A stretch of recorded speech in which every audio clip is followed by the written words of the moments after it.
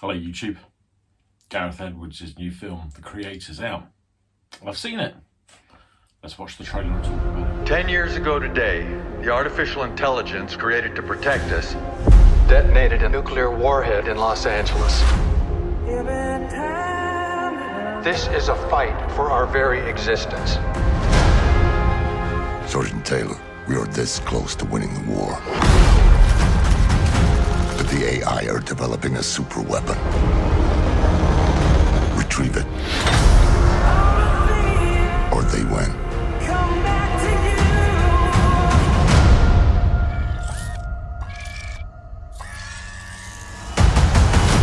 So The Creator, new film from Gareth Edwards. And so if you don't know, Gareth Edwards, his career started, his first feature was, I guess, about 2010. He did a film called Monsters, which he made for like $500,000. And it's this, in fact, I've actually, unprompted, I've just seen it on my Blu-ray shelf. Monsters. Made for $500,000. And it is about, it's a love story road movie, but set across South America, where an alien invasion has happened. A great ambient love story that's kind of got this weird kind of vibe to it because it's set during an alien invasion. But it was kind of famous because Gareth Edwards did almost everything himself, as well as writing and directing it.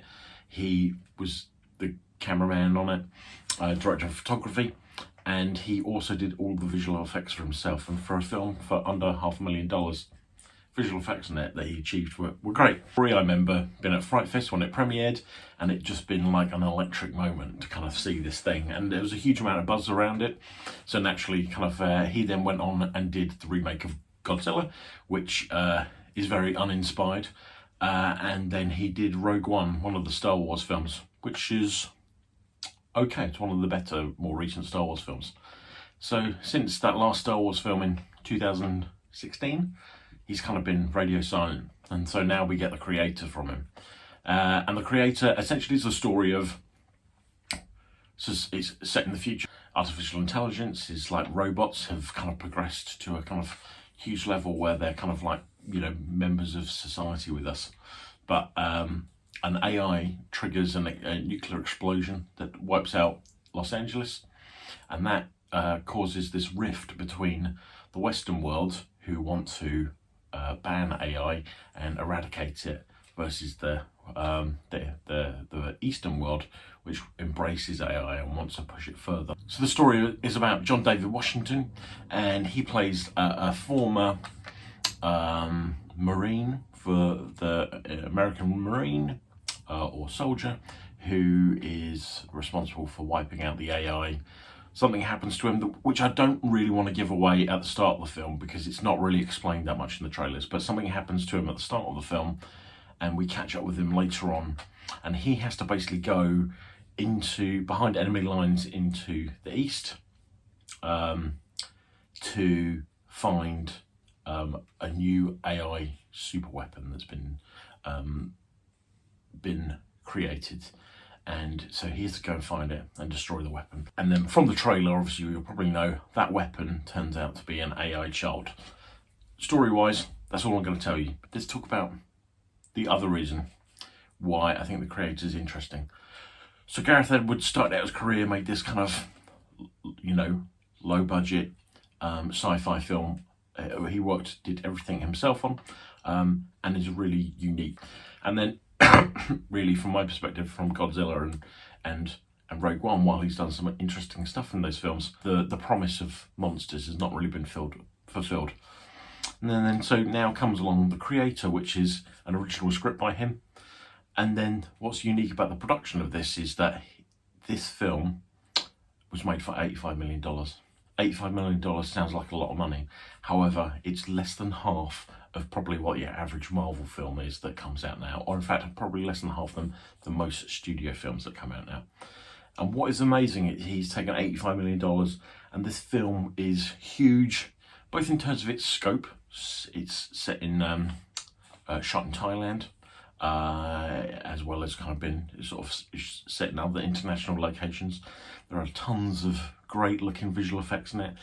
there is some really great set design and some really great sort of production design to this, and it's amazing that he's made this film for $85 million. Also, interestingly, if you're kind of an indie film nerd, he shot it on a camera called a Sony FX1, which essentially is like a 2-3 grand camera that you could buy on Amazon. This is not made with like high-end kit.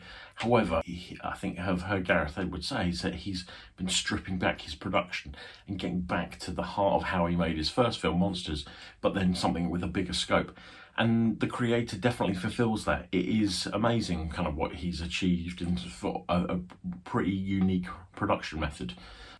The film also from sort of a kind of a film nerd perspective is also amazing, because not only for Hank Corwin is one of the editors on this. Hank Corwin did a bunch of Oliver Stone stuff, but more recently he's worked on a lot of Adam McKay films like Don't Look Up and The Big Short, and as well as working for Terrence Malick. Also, Joe Walker is also an editor on this, and Joe Walker worked on a lot of Denis Villeneuve stuff like Dune, Sicario, and also Steve McQueen's films like Shame, Hunger, and Widows.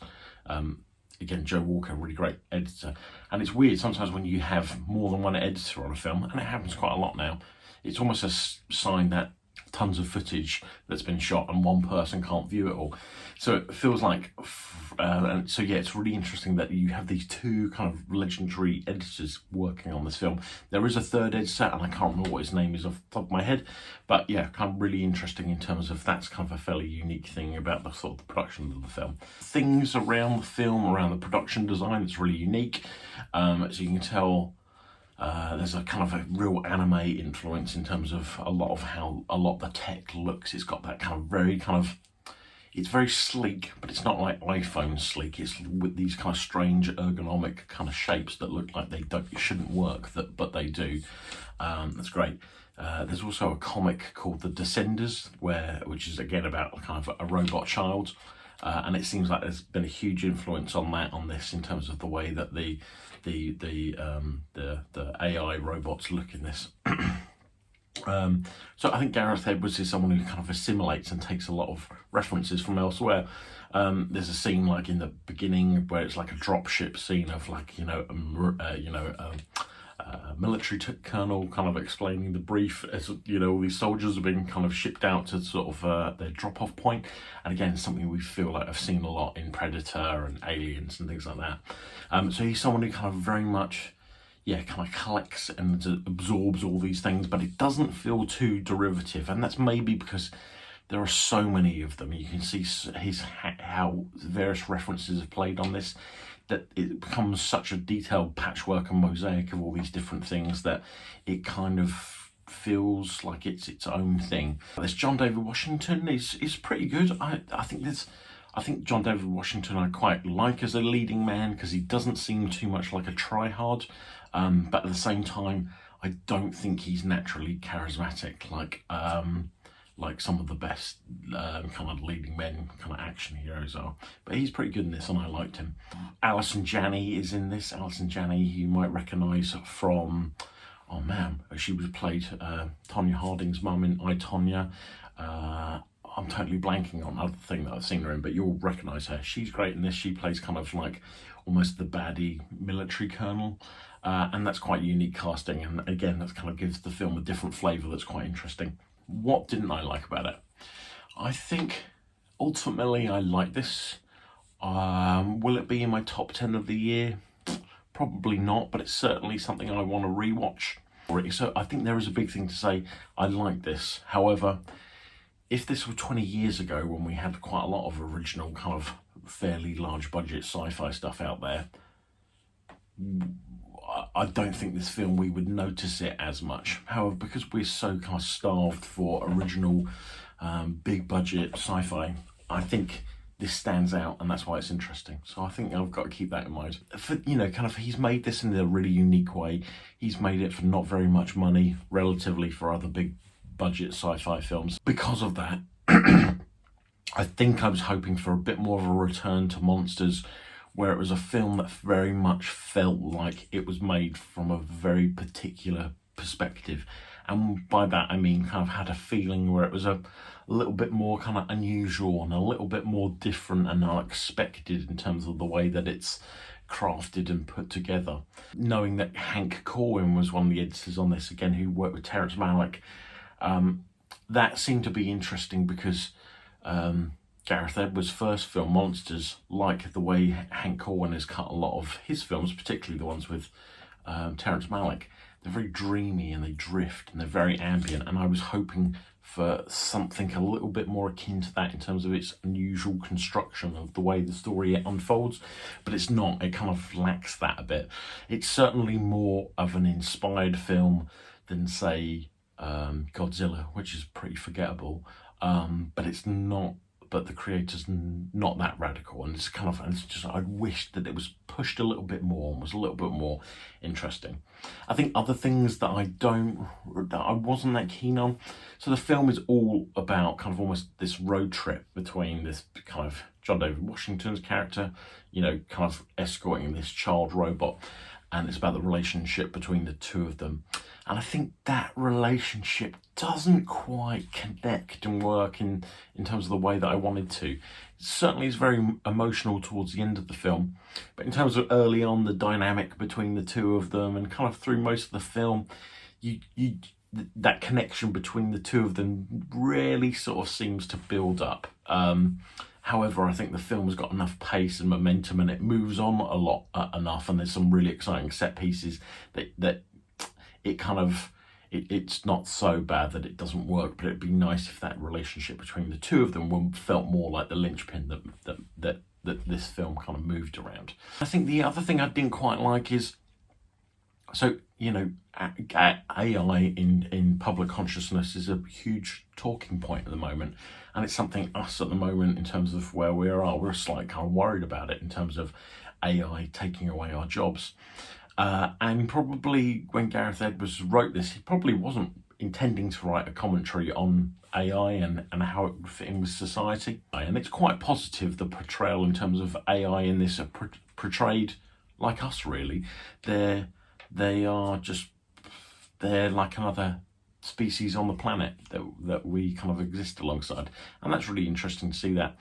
However, I think now that it's almost the public conversation at the moment about AI is increased to such a level, the film feels naive by the fact that it doesn't address anything around, you know, AI stealing our jobs and most people been out of work, and how we would deal with that. And also, I think it's slightly naive in the creator. Each AI is like their own individual entity in person, as opposed to, I think, the reality of how we think about AI now and things like ChatGPT is that AI really is one singular consciousness, really. And so this film feels slightly naive in terms of each AI robot is their own entity, and that feels slightly naive, but then again, that's probably me sort of nitpicking on this. Yeah, I think ultimately I enjoyed it. I would definitely recommend it, but I think the big things I said before is, like, would this film stand out as much 20 years ago when we kind of had a bit more original, thoughtful sci-fi? I don't know if it would. However, I certainly hope that, you know, Gareth Edwards has made this film for $85 million, and it is a unique sci-fi film that has scale and scope to it, and it's interesting and it's a good cast. I think for me, I'm like, what would he do? What would he do with, say, $50 or $30 million? Could he make something that has a slightly smaller scope, but is more pushing the boundaries and more unusual in terms of how it's put together and its subject matter? So yeah, I liked it. I would definitely recommend it. It is out now on general theatrical release most places in the world, so if you have the opportunity to go and see it, go and see it. All right, bye.